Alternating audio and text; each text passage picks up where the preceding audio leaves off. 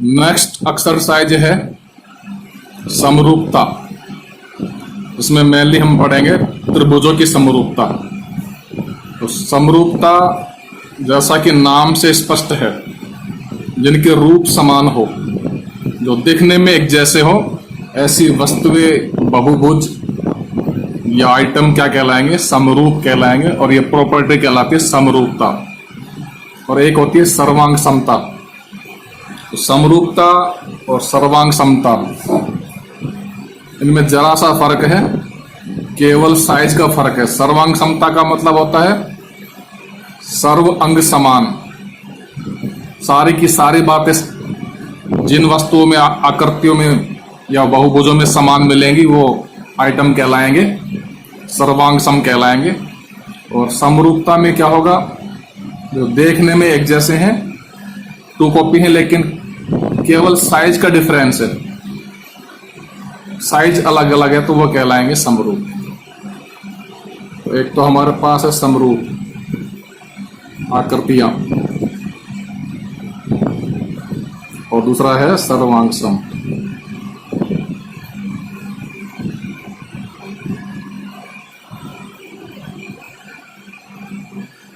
तो समरूप के एग्जाम्पल और सर्वांग सम के एग्जाम्पल हम बहुत सारे देख सकते हैं। तो जैसे हमारे पास है, ये दो सेल हैं, ये दोनों सेल बिल्कुल टू कॉपी हैं, इनकी साइज भी बराबर है, सब तरह से एक जैसे हैं। तो ये क्या है? सर्वांग सम है। ये क्या होंगे? सर्वांग सम।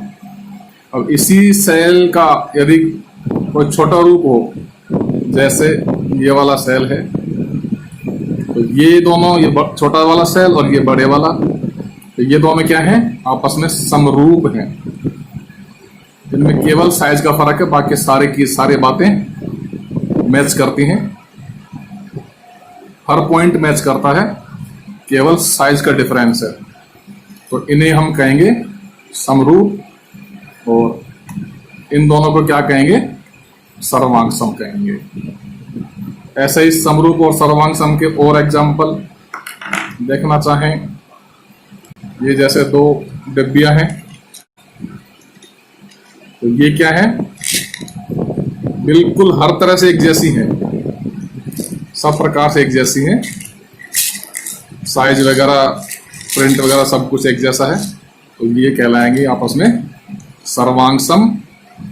और इन्हीं का अगर बड़ा साइज ले लें ऐसे ही डिजाइन में, जैसे ये इस तरह की, तो ये आइटम कहलाएंगे एक दूसरे के समरूप, क्योंकि साइज का डिफरेंस हो गया।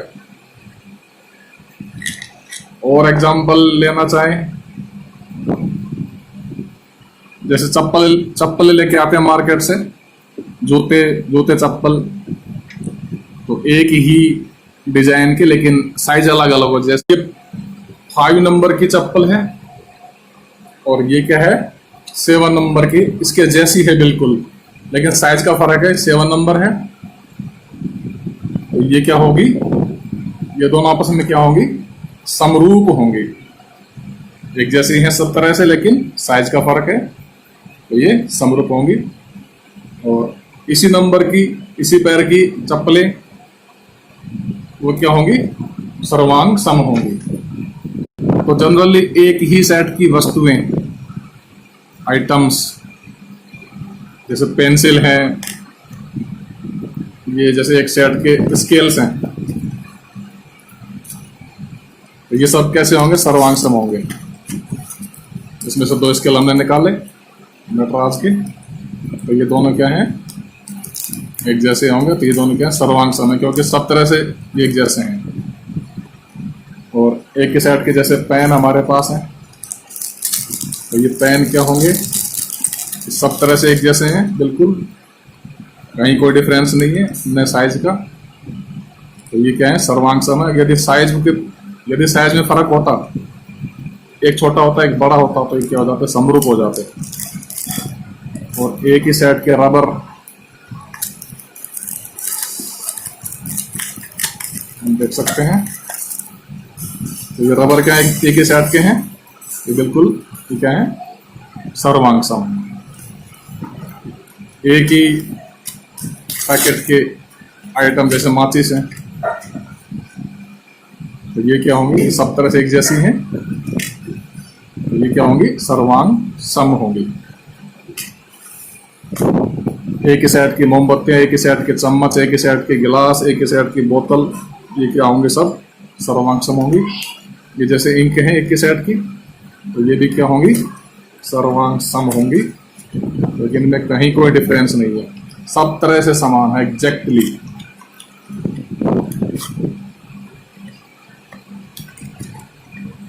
तो समरूपता और सर्वांग सम में केवल साइज का डिफरेंस होता है।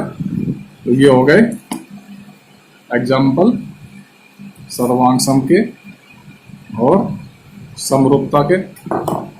एक ही सेट की चूड़ियां सर्वांग सम होती हैं, ये जैसे एक ही सेट की चूड़ियां हैं, कड़े हैं, तो ये क्या होंगे, सर्वांग सम होंगे। इसी डिजाइन के लेकिन अलग साइज के, वो और इनकी कंपैरिजन करेंगे तो आपस में क्या कहलाएंगे, समरूप कहलाएंगे। ये दोनों तो सर्वांग सम है, और ऐसा ही इनमें से एक छोटा हो और एक बड़ा हो तो वो क्या हो जाएंगे, समरूप हो जाएंगे। इसी प्रकार जैसे यदि हम एक फोटो अपनी बनवा लें और फिर उस फोटो की एक बड़ी फोटो करवा लें या उससे छोटी फोटो करवा लें, तो वो क्या कहलाएंगे, आपस में समरूप कहलाएंगे।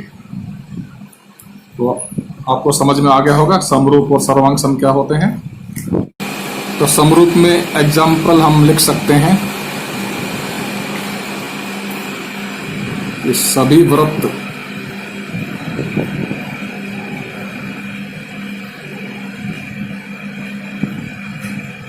समरूप होते हैं।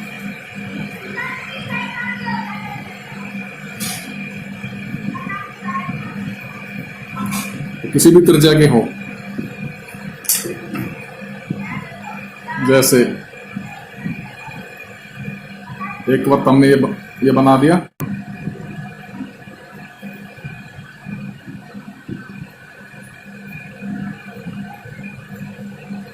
एक वर्त ये है, दूसरा वर्त इसके अंदर बना दें, तो ये दोनों वर्त क्या होंगे, एक दूसरे के समरूप होंगे। और भी अंदर बना सकते हैं किसी भी त्रिज्या का, तो ये क्या होंगे, आपस में समरूप होंगे। सभी वृत्त समरूप होते हैं। और सर्वांग सम में क्या होगा, एक ही त्रिज्या के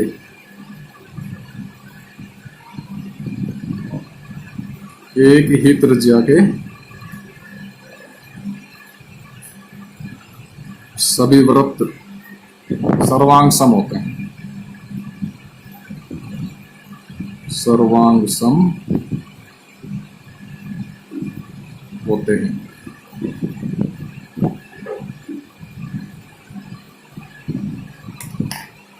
जैसे एक ही सेट की चूड़ियां, तो जैसे हम कोई भी त्रिज्या ले ली और उसका एक वर्त बना दिया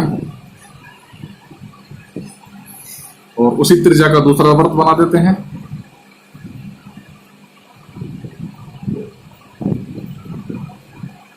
तीसरा बना सकते हैं, चौथा बना सकते हैं उसी त्रिज्या का, तो ये आपस में क्या होंगे, दोनों सर्वांग सम। और ये तीन वर्त क्या है, आपस में समरूप। उसी प्रकार सभी वर्ग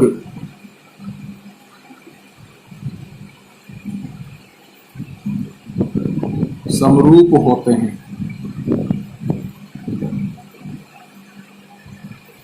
जितने भी वर्ग हैं वो क्या होंगे, समरूप होंगे।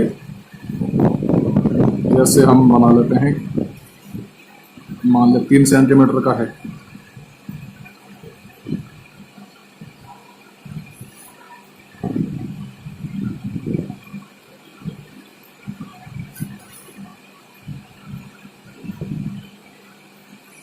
दूसरा बना लेते हैं 2 सेंटीमीटर का,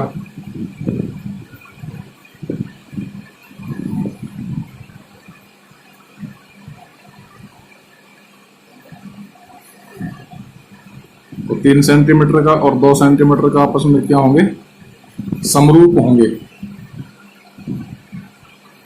इसके अंदर 1 सेंटीमीटर का बना लें।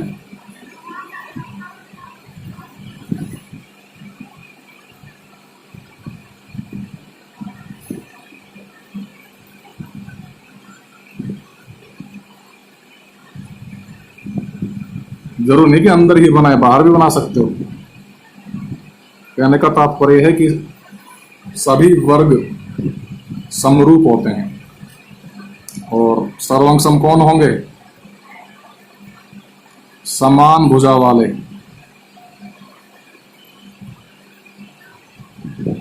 समान भुजा वाले सभी वर्ग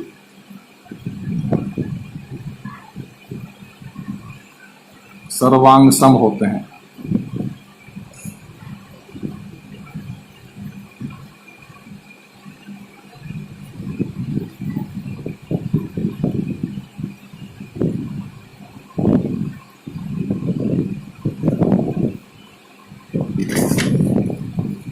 बना सकते हो डायग्राम, जैसे 3 सेंटीमीटर का वर्ग बना लें।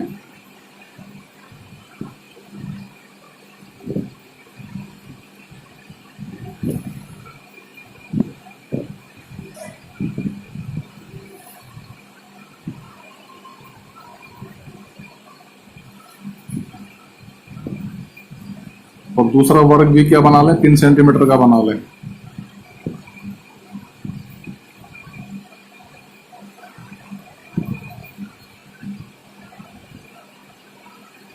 तो ये दोनों वर्ग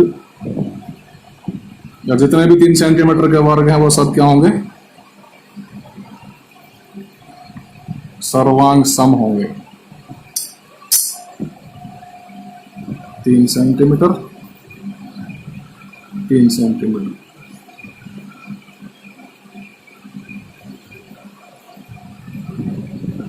ये मान लिया है 2 सेंटीमीटर है त्रिज्या इसकी।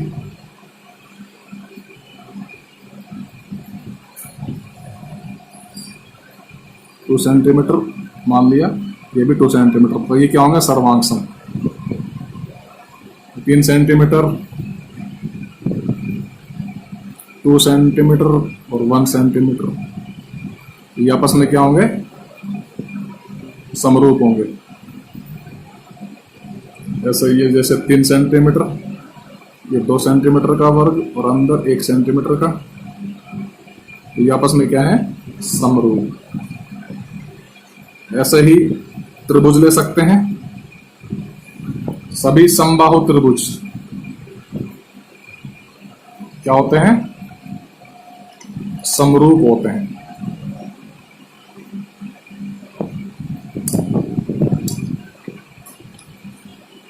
सभी समबाहु त्रिभुज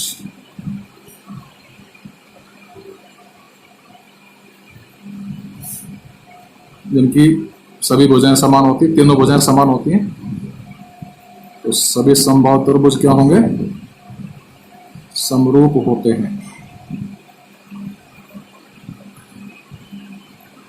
और इसमें क्या होगा, समान भुजा वाले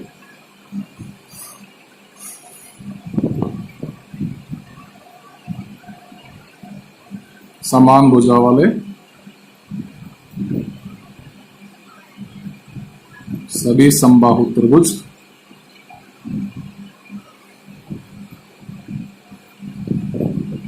समरूप होते हैं, सर्वांग सम होते हैं। सर्वांग सम होते हैं।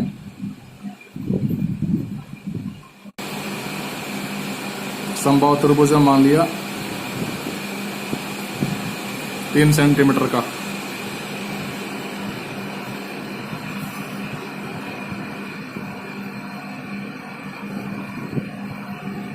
तीन सेंटीमीटर। दूसरा त्रिभुज हम बना रहे हैं 2 सेंटीमीटर का।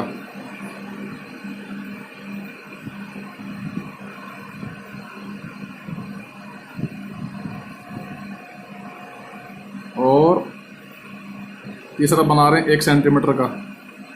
समबाहु त्रिभुज। तो ये तीनों त्रिभुज आपस में क्या होंगे?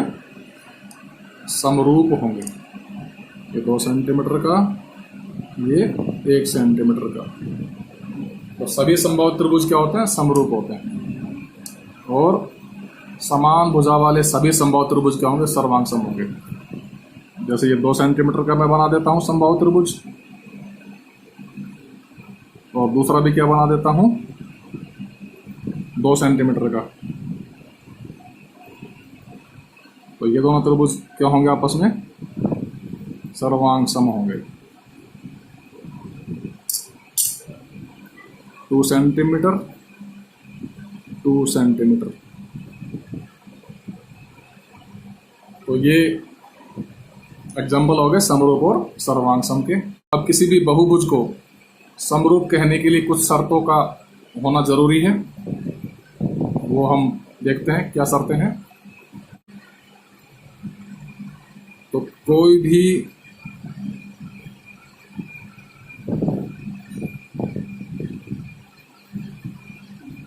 दो बहुभुज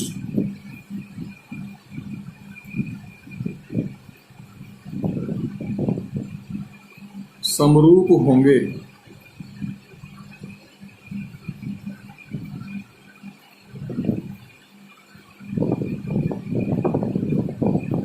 यदि, कब? शर्तें हैं, क्या शर्तें हैं? नंबर फर्स्ट है,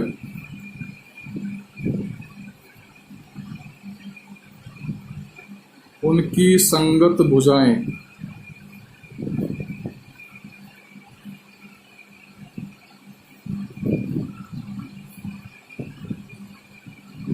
समानुपाती हो।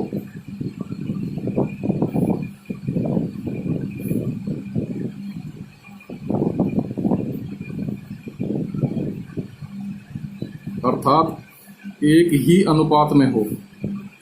अनुपात एक होना चाहिए, एक ही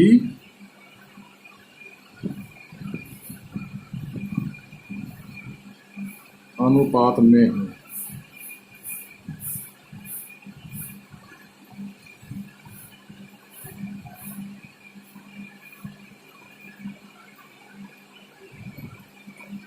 तो कोई भी दो बहुभुज समरूप होंगे कब? यदि उनकी संगत भुजाएं समानुपाती हों, अर्थात वे एक ही अनुपात में हों। और दूसरी कंडीशन क्या होनी चाहिए? उनके संगत कोण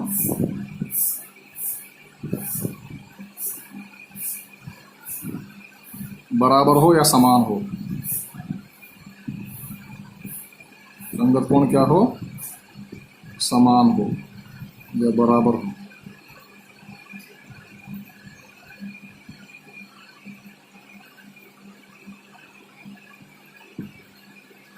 ये दोनों शर्तें एक साथ जब लागू होंगी तब ही हम किसी बहुभुज को कहेंगे समरूप कहेंगे।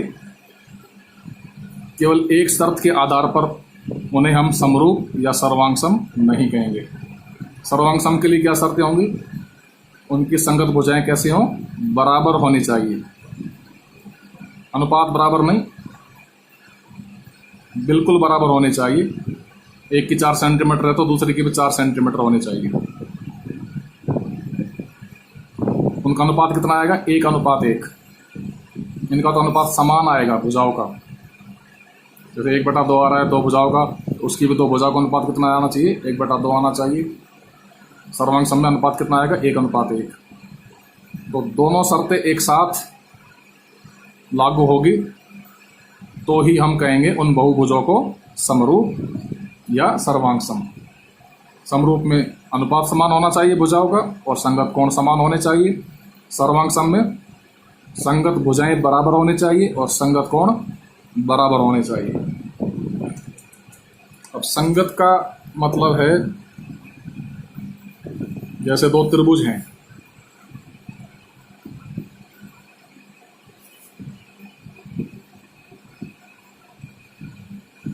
एक है 3 सेंटीमीटर का,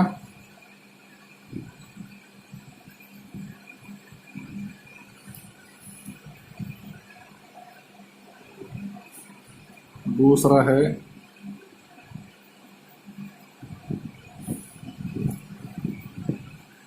ये, जैसे है मान लिया 2 सेंटीमीटर भुजा इसकी भुजा है 4 सेंटीमीटर मान लिया। ये भुजा है 5 सेंटीमीटर, ये भुजा है 2.5 सेंटीमीटर, ये भुजा है 1.5 सेंटीमीटर, ये भुजा है 3 centimetre. A B C P Q R. तो इस त्रिभुज की संगत भुजा कौन सी होगी? ए बी की संगत होगी पी क्यू। तो ए बी बटा पी क्यू का अनुपात कितना आएगा? ए बी है 1.5 सेंटीमीटर, पी क्यू है 3 सेंटीमीटर, 1.5 ये 3, तो अनुपात कितना आएगा? 1/2। और अब ये भुजा ले लेते हैं बी सी और इस वाले त्रिभुज के लेते हैं क्यू आर। तो B C upon Q R, B C की वैल्यू है 2, क्यू आर की वैल्यू है 4, तो अनुपात कितना आएगा? 1/2। ऐसे ही ए सी ले लें और फिर ले लें इस त्रिभुज की पी आर। ए सी 2.5 सेंटीमीटर और ये कितनी है? P R 5 centimetre. तो इनका रेशियो कितना आएगा? 1/2। तो इन दोनों त्रिभुजों की संगत भुजाएं समान अनुपात में है। ए बी का अनुपात पी क्यू के साथ कितना आ रहा है? 1/2 आ रहा है। बी सी बटा क्यू आर कितना आ रहा है? 1/2 आ रहा है। ए सी अपॉन पी आर कितना आ रहा है? 1/2 आ रहा है। तो ये दोनों त्रिभुज क्या कहलाएंगे? आपस में समरूप कहलाएंगे, क्योंकि इनकी संगत भुजाएं समान है। ये आधी बात हुई। कोण भी बराबर होने चाहिए। ये जैसे है 50 डिग्री का, तो ये कोण भी क्या होना चाहिए? 50 डिग्री का। ये कोण है मान लिया 30 डिग्री का, तो ये भी कितना होना चाहिए? 30 डिग्री का। और ये कितना होगा फिर? मान लिया 100 डिग्री का। है नहीं, लेकिन एग्जाम्पल के तौर पे।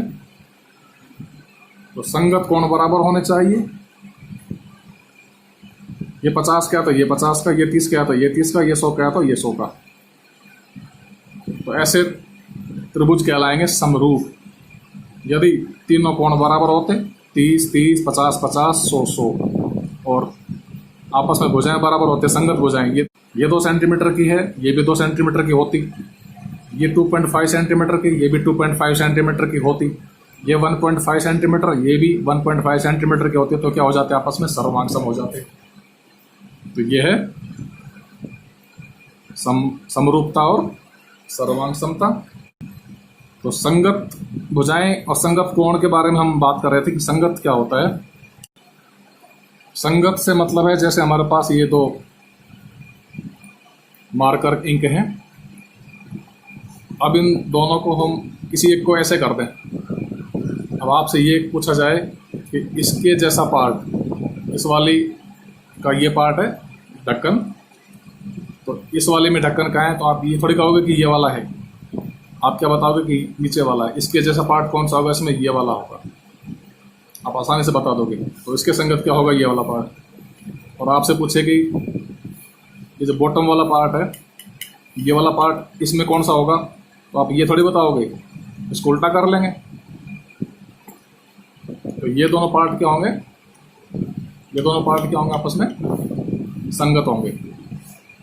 अब इनको ऐसे कर लो, ऐसे कर लो, किसी भी तरह रख दो, कोई फर्क नहीं पड़ेगा।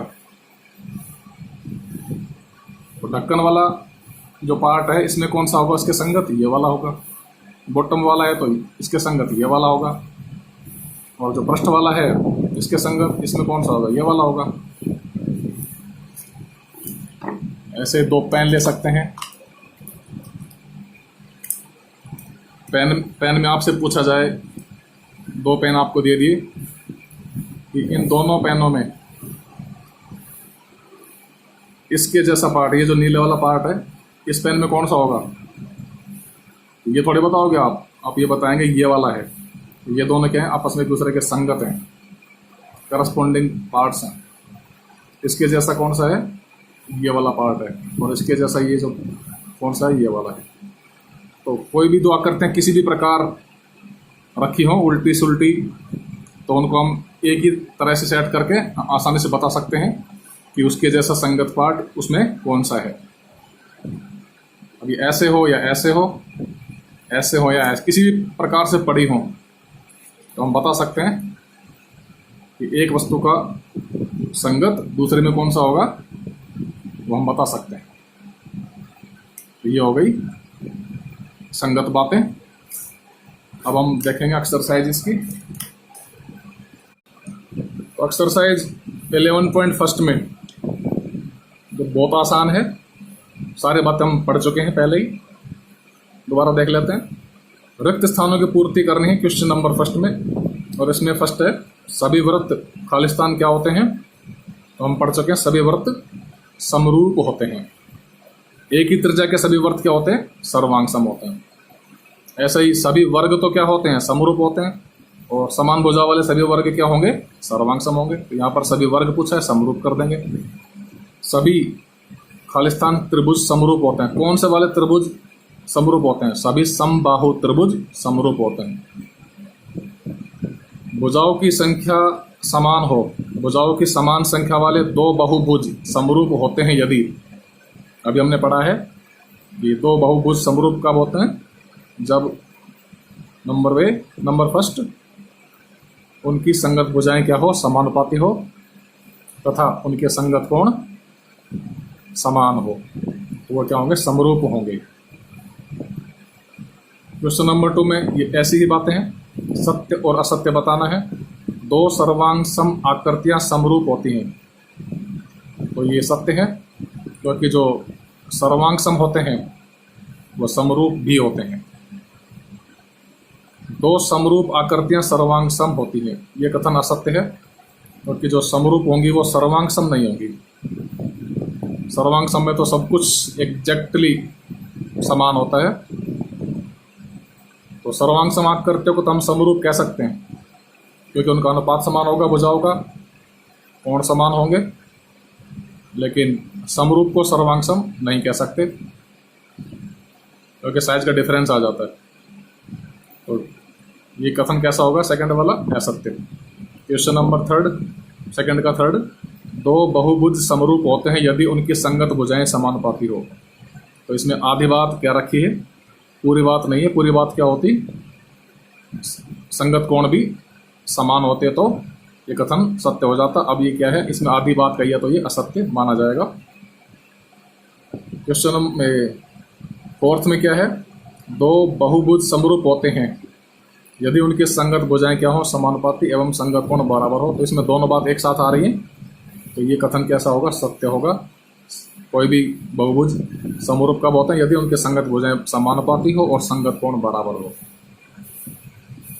2 का 5 है, दो बहुभुज समरूप होते हैं यदि उनके संगत कोण बराबर हो। तो ये भी आधी बात कह रहा है, तो ये भी क्या असत्य है। क्वेश्चन 4 की तरह होता तो ये सत्य हो जाता है। इसमें केवल संगत कोण बराबर होने की बात की है, भुजाओं के बारे में नहीं कहा, तो ये असत्य हो गया।